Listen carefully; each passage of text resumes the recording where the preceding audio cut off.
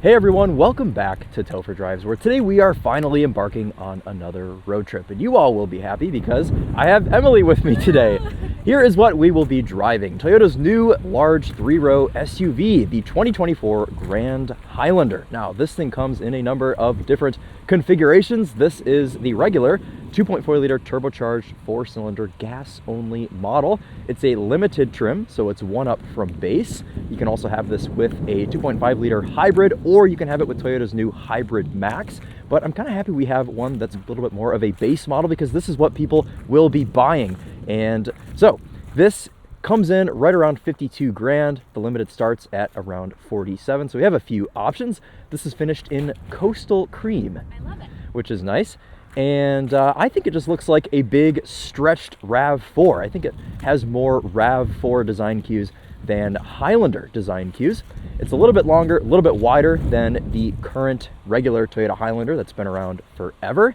And I think it's kind of cool. They're kind of taking like the Jeep naming philosophy. They've just called it the Grand Highlander because it's just a little bit bigger. So we'll walk you around this today, and then we're gonna go on a trip to Frankenmuth, which is like, how far? It's like 90. It's like 90, yeah, 90 something miles.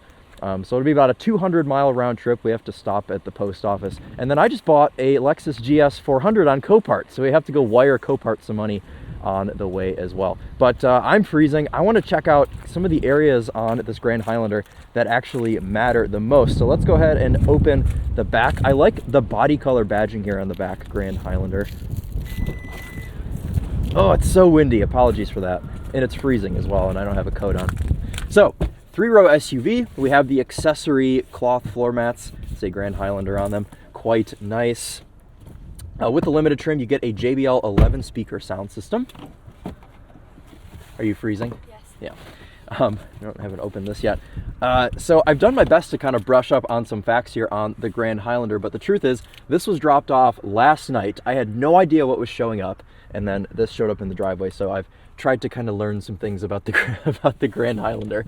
So we have a manual folding 3rd-row seat, but it does fold flat. Now, of course, our 2nd-row seats aren't going to fold completely flat, but we do have a pretty good amount of load surface back here if you are just taking 4 people with you.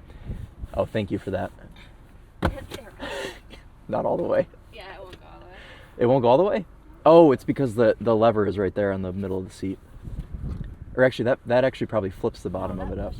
Okay, yeah, so we clearly know how to work this car very well. Okay, so let's go ahead and see what 3rd-row legroom is like. I'm going to use my beautiful assistant for that because, well, hold on a sec. Let me clear the way for you. That's shutting. Okay, so we have a couple of levers over here. We have one that's labeled 1, which means I probably pull that first. And then you also have one that's labeled 2. Ah, there we go. So that folds it flat. And then we have this one, which moves it forward. So you now have plenty of room to get back there. Toyota claims 33 inches of 3rd-row seat legroom. So we'll see if that's true. How tall are you? I'm 5 foot. She's 5 foot. Okay. Let's get this folded back up. Let's put this, I'm going to put this back in like a realistic position. And we'll see. Oh, yeah. That's pretty realistic. Do you have good room back there? Oh, yeah. Here, let me hop in here. See if I'd be comfortable sitting in the 2nd row. Oh yeah, I'm at a comfortable position here behind my seating position at 5'11". And this does have the captain's chairs. You can also have this with a bench seat. But this is kind of just this is our spec today. We also have no panoramic moonroof in this car, so it's a bit dark in here. But yeah, you look like you have pretty good room back there. Yeah, it's relatively comfortable, honestly.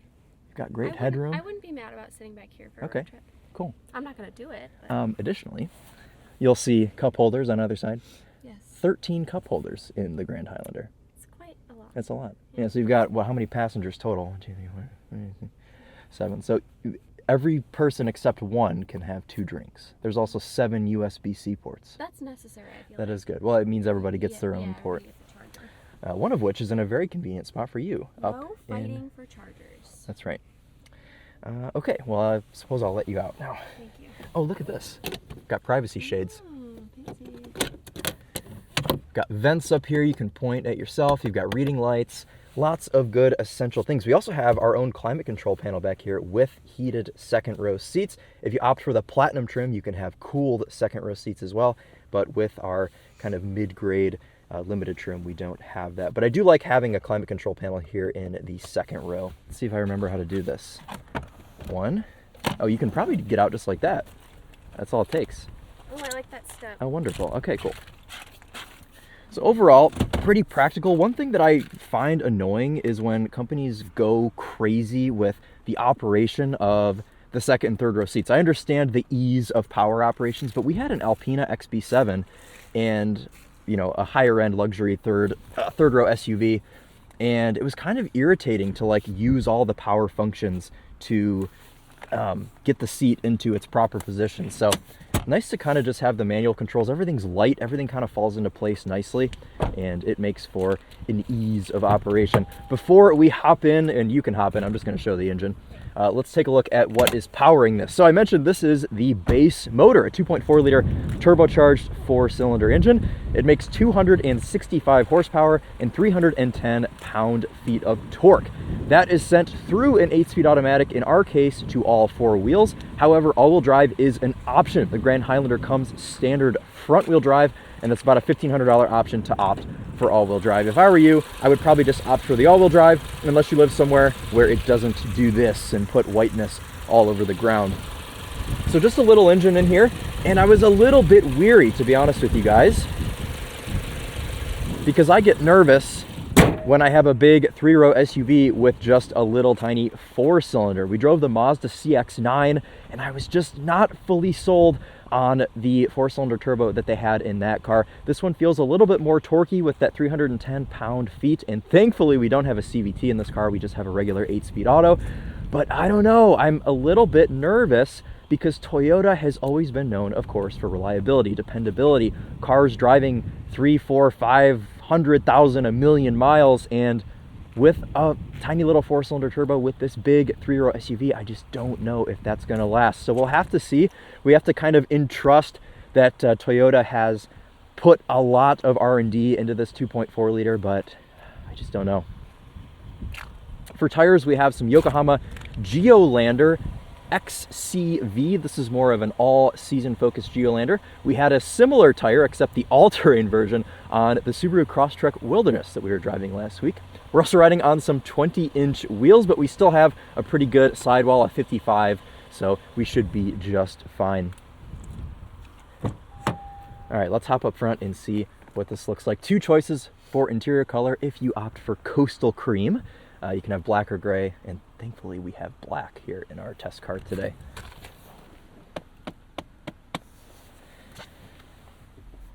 Left the car running so all the heated elements would stay going.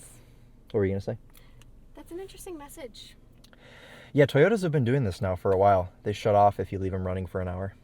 So, 12.3-inch display here, 12.3-inch cluster as well. We have wireless Apple CarPlay. This has Toyota's pretty standard new infotainment system. Works great. We have integrated Google Maps. Love this new system from Toyota. Their old system was so outdated, so they were in need of this.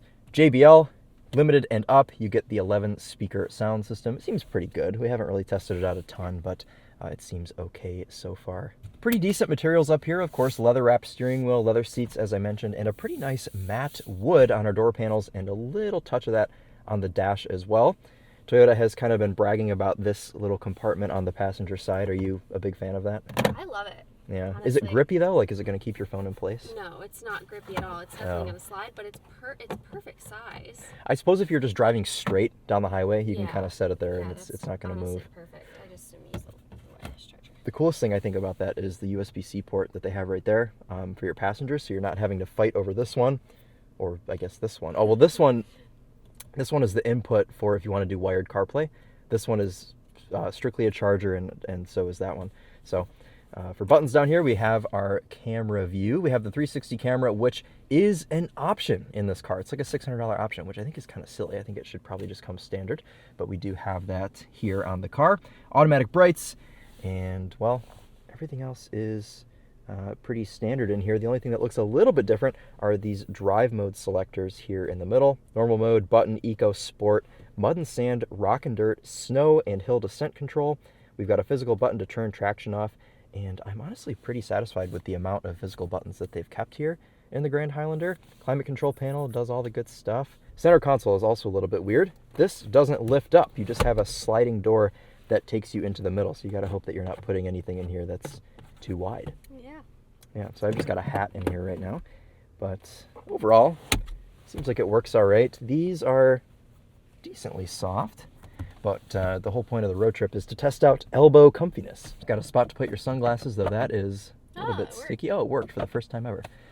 Okay, well, let's get on the road. We're going to stop at the bank and send Copart some money for this Lexus GS 400 that I just bought, and we'll get you some first driving impressions on the Toyota Grand Highlander. This is going to be pretty raw first impressions. I've only driven it to your parents' house and back. Yeah, so I've probably only put like 20 miles on this car total, so I don't know a ton about it.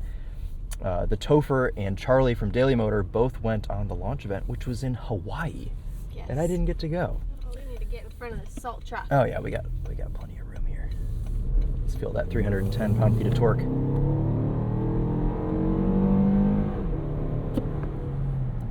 Not too bad. I was talking earlier about how I'm a little worried about longevity for the 2.4 liter just because it's got to haul around this massive SUV. But I think they've given it the right amount of power and torque to haul this thing around. And I think we're in eco. Are we in eco mode? No, it's just giving me an eco display to tell me how eco I'm being. Pretty smooth shifts from the 8-speed automatic. I like that Toyota is putting CVTs in less things now. Even in some of their hybrid cars, the Hybrid Max, the Lexus RX 500, they just have traditional automatics, which is nice. And when this engine settles down, it is super quiet as well. As far as NVH goes, it doesn't seem super bad. Pretty quiet? Yeah. What do you think about the ride? It's comfy. Yeah. So the biggest test today is going to be, can you sit in this car for long periods of time comfortably? Because that is mostly the point of this thing. All right, I'm going to stop at the bank, and then we're going to mail our Christmas cards, and then we'll hop on the highway, and we'll give you some highway driving impressions. How close can I get? Quite close. I'm going to pick this mailbox. Good mailbox. All right, there we go. Please toss me some. I just don't want your... You cut that stack in half if you want. This stack? Yeah. That's fine. Okay. All right. It's good? Perfect. All right. Cool. Well, I've wired my money. We've mailed our Christmas cards. Now I want to do a test to see if you can easily put our address into the in-house navigation. Nope. Yeah, no? Yeah. Bronner's Christmas Wonderland. Yes. I have to ask it again. You can... Jesus Christ. Bronner's Christmas Wonderland.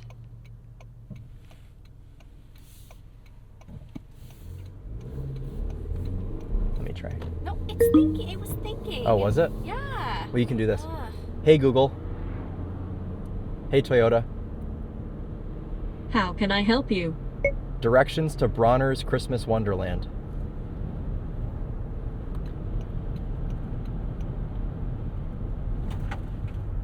Oops. Something went wrong on our see? side. So it wasn't. Please give it another try. No. Okay, so I was just saying how good this infotainment system was. I've never had this mess up. Like, always when I use this for nav, it always knows what it's doing. So I wonder if maybe you just manually put it in, but I don't know that it lets you do that while you're rolling. I'm gonna try while you're stopped. Oh, okay. Oop. All right. Oh, we gotta start rolling again. Oh, good.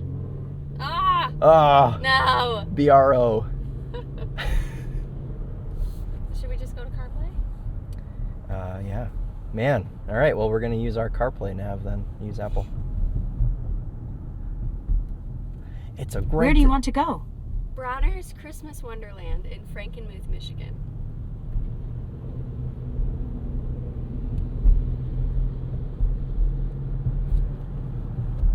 Hello? No nav for us. No nav. Yeah, maybe do it on my phone. Lock. Just... There it goes. Okay. Okay.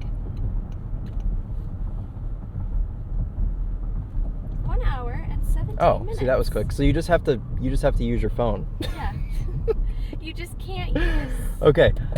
So 87 miles an hour in 16 minutes. And let's see if we can get merged on. I'm going to select sport mode to get us merged here. Got a cool little graphic there on the cluster, and there's nobody coming. Oh man, the car didn't downshift. Oh my gosh, we're revving it out to 7,000. I was gonna say that was it just held the gear. All right, whatever. Back into normal mode, and a couple of things I want to do. For one, I want to reset our fuel economy.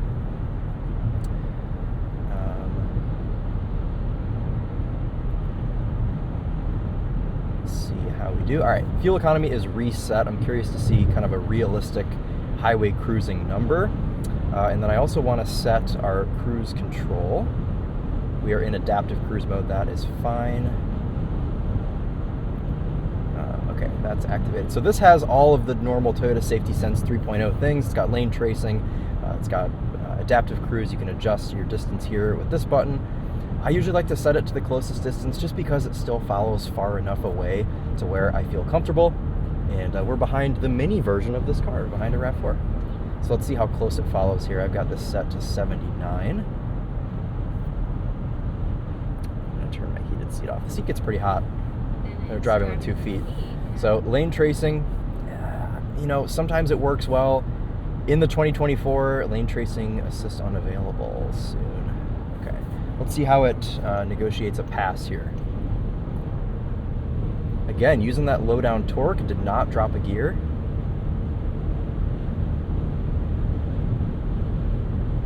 I've got to say, this thing does feel massive. Yeah. It feels huge. And we just got out of the Toyota Tundra TRD Pro 2 weeks ago, and that was probably the biggest feeling 1500 series truck that I've driven. So I feel like Toyota's kind of going to like this bigness feeling for some of their larger cars, just kind of the way that they're designing the front ends. This has a super aggressive hood line. It's got kind of a flat front end design, and it makes the whole front end of the car just feel massive. So you definitely feel like you have road presence, but the driving position is commanding enough. Let's try our washers here. I was trying to figure out how to get it to wash the rear. Oh, okay, so you pull or you push away from you and it'll wash the rear window. The ride is great in this. Yeah, I'm really happy with the ride quality. It's damped to be super soft, and that's what you look for in a car like this. Obviously, you don't really want, you know, this thing to ride aggressively at all. This is made to kind of eat up miles on the highway comfortably. So under first impressions, it seems to be doing that quite well. And it looks like in top gear at 70 miles per hour, that should be 8th gear there, we're revved just below 2,000 RPM. Cool, well, we're gonna settle in here, do some miles, and we will update you once we are towards the end of the trip with any other impressions. I know one thing you said is that it's nice how you have the armrest here, Yeah. and you can still open the console. Yeah, I don't have to move my elbow to get into the center console. So that's one advantage of this design here. But otherwise, we'll let you know of any other impressions that we find. But we're just gonna float along here in the Grand Highlander.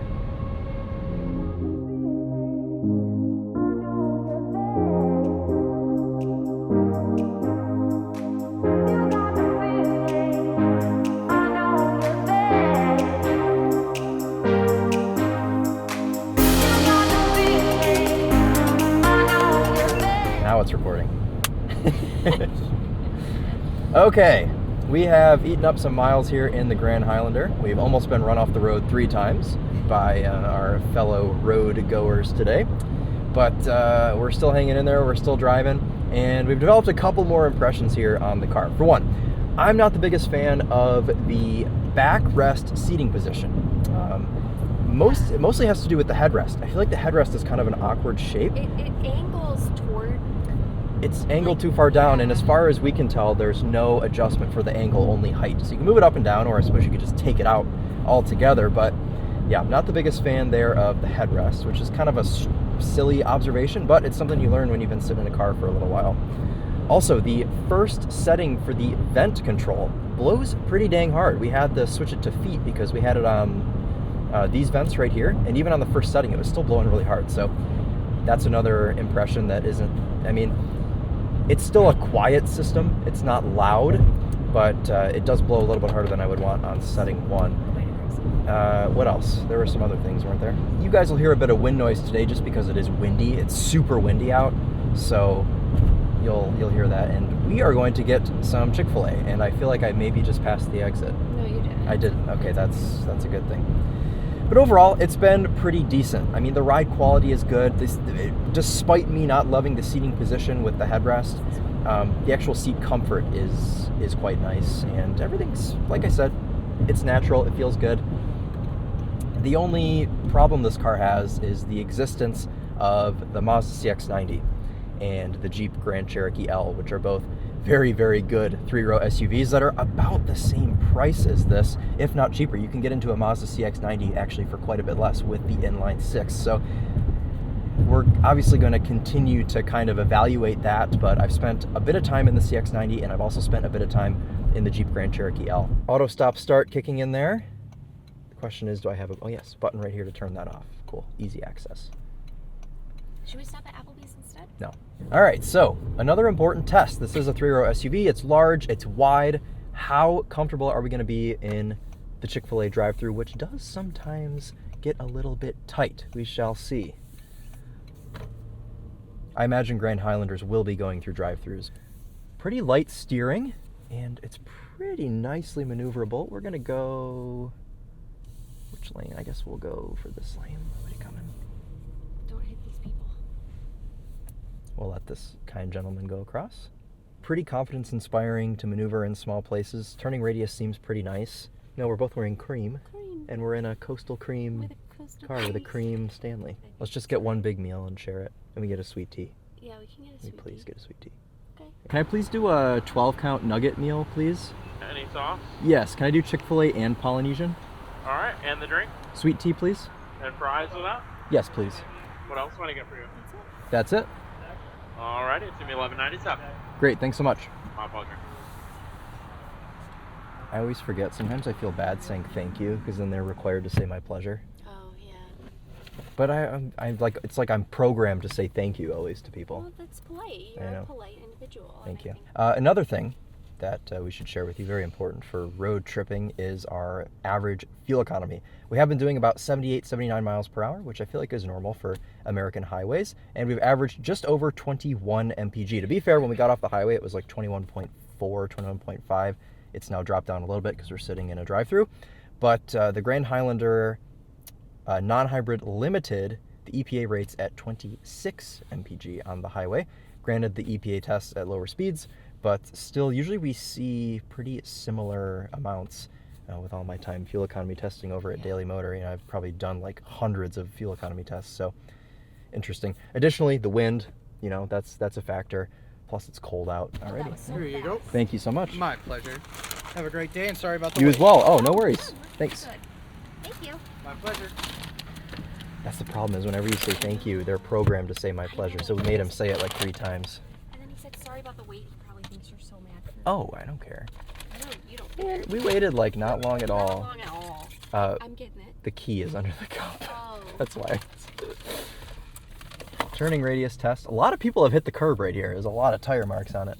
I like the steering feel on this. It's nice. It's nice and silky. I like the leather on the steering wheel too. 1 Chick-fil-A sauce. 10 right. Thank you, Jeeves. Ooh. Jesus, what was that? Pothole.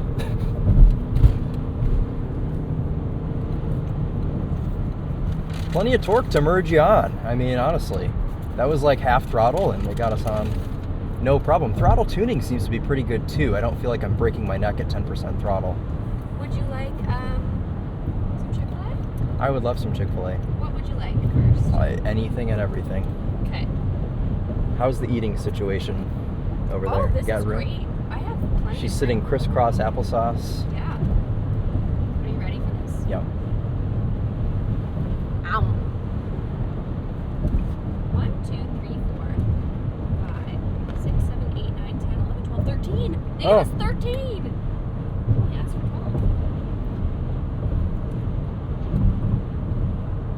Do you think the chewing and binaural audio like upsets some people? It probably does. You know, Some people like it though, because it's like ASMR. when I listen to your videos though, well, watch/listen When you you're watch. eating, you can't really hear it Yeah. too much. Look at this. Nice. Doing an okay job. I think Toyota's gotten the tuning on this lane tracing a little bit better for 24. It's handling that super well. It yells at you after about 10 seconds, so to put your hands back on the wheel. Yeah. Very cool. I think my takeaway so far with the Grand Highlander is it does feel the most at home and the most comfortable just eating up miles on the highway. While the CX-90 is more engaging to drive, it's a cooler atmosphere, the interior is a lot cooler, I still think I'd rather take a Grand Highlander on a road trip. I'm a little more comfortable in this seat. I've got a little bit more room in front of me, and I don't know.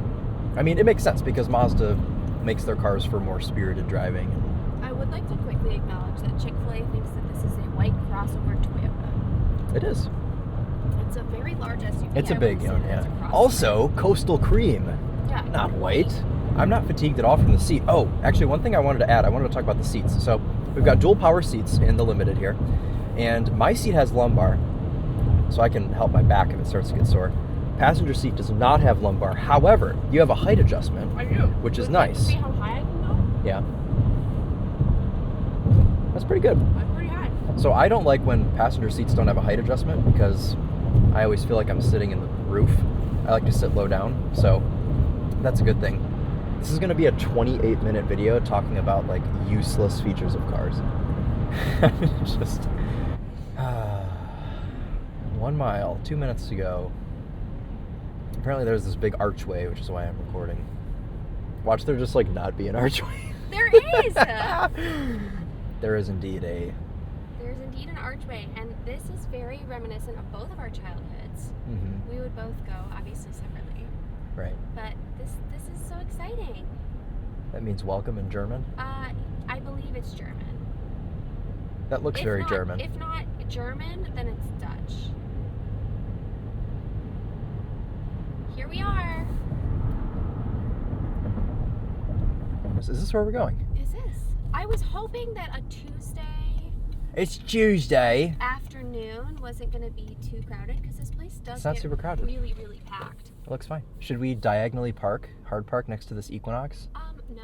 So this is a Christmas store. This is It is all Christmas all the time. it's open year round.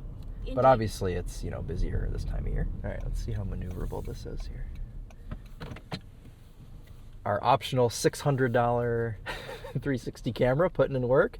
Super clear. It is great. Yeah. Let's back up to Santa here. And a little crooked, but we'll straighten it out. Hello there, Mr. Claus. There we go. All right. Pretty good. Yay! Not bad. Set our electronic parking brake. Shut our engine off. Time for And Christmas. go buy some Christmas stuff. There's the man.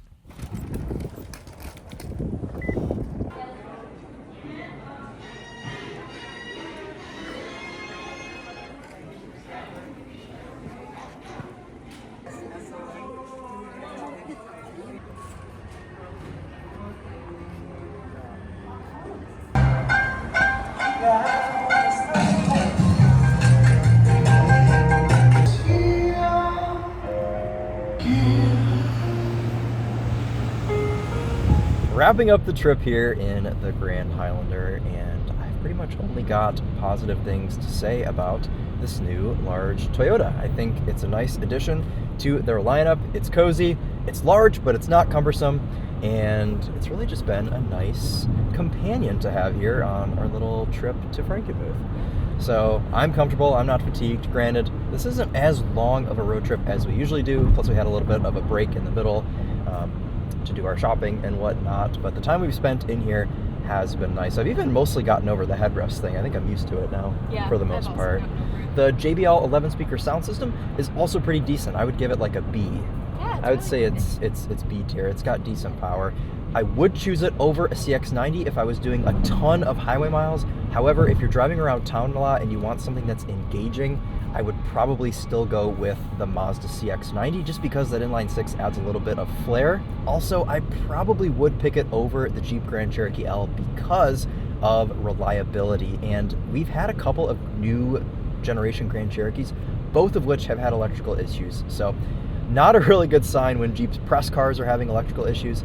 And it looks like we're slowing down up here and traffic is beginning. So we can get some traffic impressions. Good old rush hour. Oh, a good accident. Oh, yeah. There's quite a few firefighters. Is there a car in the ditch? Oh, absolutely. Grand Highlander for eating up highway miles.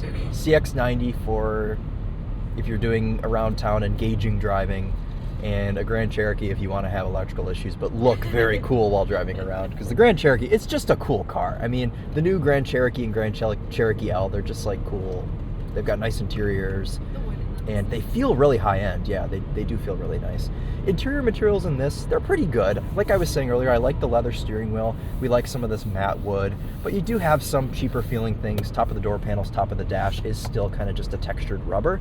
So if you opt for a platinum, you can go a trim higher. I imagine that would get you some nicer materials. But I like that we're kind of just driving this limited trim because this is what most people are going to have, a gas limited trim. So good stuff from Toyota, and I was really looking forward to spending some time in the Grand Highlander. I was bummed that I couldn't go to the launch event in Hawaii, and we've been seeing them now. I think Toyota is just now starting to make deliveries because over the past few weeks we've been seeing a lot of Grand Highlanders around. So they're just starting to get into customer hands, and I suppose comment down below if you have a Grand Highlander and tell us what it's like. I almost got rear-ended by one the other day, actually. One like locked up its brakes behind me and almost crashed into me, so that's my NPC Grand Highlander moment. Out in the wild. Slip in behind Anna's Z, which is actually a Camaro, so maybe they traded their 350Z for a Camaro. I guess the only other thing I would add is that our MPG is probably going to end up somewhere around 22, and that's going to be a high 70-ish average. So do with that information what you will. Tire pressures are set to what they should be. It's 29 degrees out, and we're in a gas non-hybrid Grand Highlander. So it's rated for 26, but doing some higher speeds here, we're getting about 22. So is what it is. It's kind of just shaped like a big brick, so I'm not surprised. All right, cool. Well, we're going to end this one on the road here. Thank you all so much for watching, hanging out with us here in the Grand Highlander. We'll see you in the next one. Comment below if you have any questions regarding the car, and I'll do my best to answer. Emily also moderates the comments, Yes, so I do. maybe she'll reply to you. But that'll wrap it up. Thank you all so much for watching, and we'll see you in the next one. Take care. I do indeed moderate the comments. Yeah, I know you